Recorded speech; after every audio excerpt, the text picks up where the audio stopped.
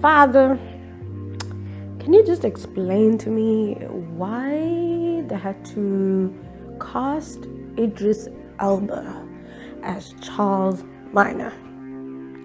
Charles was the bad guy, and I'm not trying to see Idris in that way. See, now I can't love Idris beyond this because they decided to cast him as Charles Minor. Am I wrong for that? Amen. Welcome back, guys, to the Daily Bread. If you haven't figured it out by now, I love talking about series, hence making these videos. I just love having conversations about series.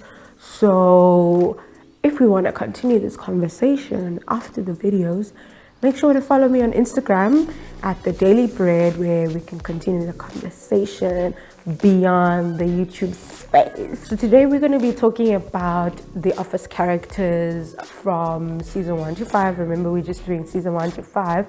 And remember in my last episode, if you haven't watched my last episode, get on it.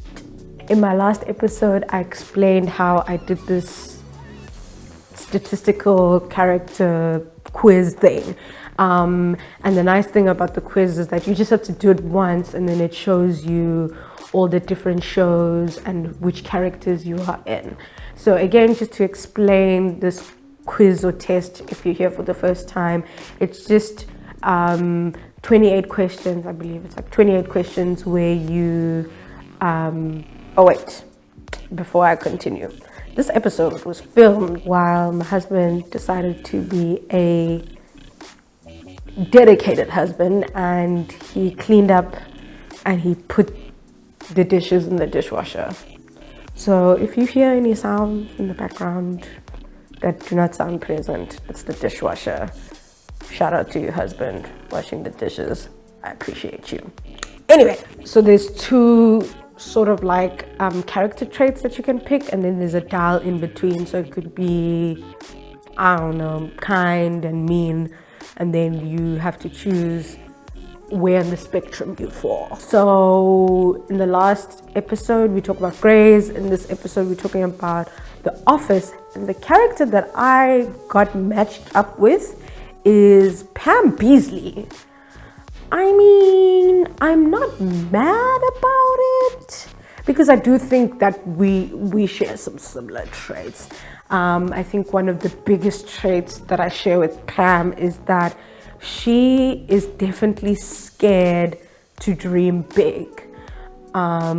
She often puts herself down and likes to remain in spaces that are safe, which to me is a fair thing, really. Safe just means, you know, minimal rejection, you know, dreaming big is a risk, okay? So I can totally relate to that, but I think to a certain extent it does hurt her. So like in the episode where, guys, I'm not going to say specific episodes. I watch so many series that for me to say season 3 episode 12 minute blah blah blah, not gonna happen. You just gonna have to remember the storyline. I am currently watching season 2 of The Office again, so it must be season 2 where it's the boys and girls episode where Jan is doing like women in the workplace, and Pam gets introduced to this graphic design program in New York, and Jim is like, yes, do it, go for it type of vibe, but then Roy shut it down. One thing I must say, like, if people out there in this universe really think that Pam and Jim are couple goals, I can say what I do like about them in the courting phase. I don't think it happens so much after they get married, which is a whole nother word, because how many times people don't put in the effort after marriage? That's the whole word. But anyway, I love how, as much as they got upset with each other, they really did push each other to pursue things. So like with Jim, it was like, why don't you pursue that job at Cumberland Mills or something like that, when they were pranking Dwight and they sent off his CV to Cumberland Mills in Maryland or something like that. And then Pam was like, you should take that job, and he got like slightly offended, we know. But she like pushed him and said, hey, you deserve better. And the same thing Jim did with Pam when he was like, so why aren't you going? Is that what Royce said? And then they just got into it. And yeah, so I can definitely relate to Pam in that sense. Hore Mokeli finds it difficult to pursue big dreams, because she does have dreams of being an artist, but she kind of like brings it back to reality, like ain't nobody gonna make money that way. Hello. So I can relate to that. I think me starting this channel, it took years to be specific, for me to just like gather all my baby hairs and say, do the damn thing, girl. So yeah, so that was the statistical test, who I think I actually slightly, okay, maybe not slightly, who I actually think I do relate to is Karen. I think that Karen, am I saying her name right? Karen Filippelli. Karen Filippelli, yeah. I think that with her, Karen, she gives people chances.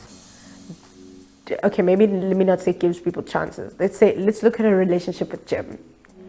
Despite young evidence that's there, all of the evidences that Jim is in love with Pam, she still thinks, I'm gonna give this relationship a shot. I'm gonna try. I'm gonna talk it out. We're gonna sort out issues. It's like, girl, you're just hurting yourself.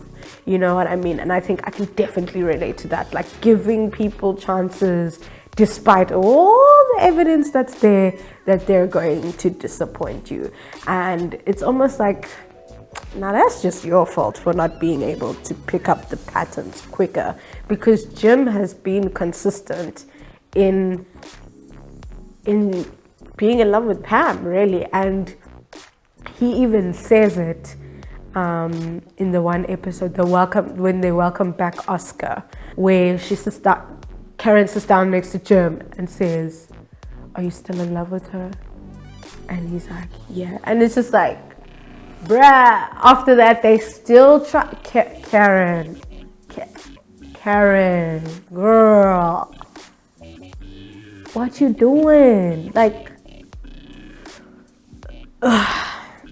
so I'm like her in that sense, but I'm learning not to do that. It's a good thing, but also it can be a bad thing. It just means that you're over forgiving and you're overlooking the multitude of evidence. This person's going to be the same no matter what you do, no matter how you try to talk to them, no matter what you try to fix. They're going to stay the same. And so it's just best that you remove yourself from that situation and just keep it moving, keep it left, which she eventually did. She moved away, which is, I think, the best thing she could have done for herself. Cut conversations. She found herself a really cute boo, really cute man. She then was pregnant, all the nice things.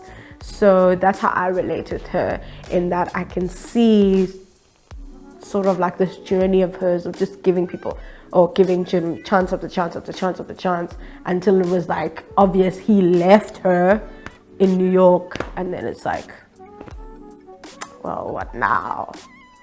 So I identify with Karen in that way. Alrighty, so next part is faves. Who are my fave characters? Top of the list, Creed Bratton. Guys, high key, Creed has mental illness issues. Like, that's not funny, but what's funny is just how nobody notices that he hallucinates. He sees people that are not there. He, a lot of the time, is disoriented. He doesn't know what's going on. Like, how have they not taken him to the hospital? And he's a thief, but he did say, you know, the difference between, you know, homelessness and me is this job. He made that very clear. So he gonna do whatever it takes to survive. Guys, I love Creed. His acting is brilliant, and his real name is Creed as well. I love that too. Creed is amazing. I love him. I think the next character that I love is Dwight. What did I tell you about that sound? Guys, Dwight, high-key sexist, low-key racist, but we still love him. I think Dwight is just so unique. His character is unique. I've never seen a character like that before, acted in any series or movies that I have watched. And then, yeah, so I think I really like Dwight. His personality is hilarious. It's just so unique. And then the third and last favorite of mine is Bob Vance, Vance Refrigeration. The thing about Bob Vance, listen, he's a hustler. Come on. He knows he is stepping into a situation where there is a documentary crew watching him, and he knows that this doc is gonna go live at some point. So he's like, every time I step onto the scene, you gonna know who I am and you gonna know where I work. Okay? Bob Vance of Vance Refrigeration. Listen, every opportunity he had, he punted his business. I like that. Okay? Even the casino nights where he gives a free giveaway. Come on. I love Bob. And if I'm gonna be 100% honest, Bob, the way Bob loves Phyllis. Come on, his heart for Phyllis, I love it. I think if anything, they are relationship goals, or they are couple goals. Love Bob Vance. He is a vibe. Okay guys, so just like the previous episode, I'm going to hop onto my computer so I can do that tier list thing again, just so you can see what I think about each of the characters. Okay, let's jump on.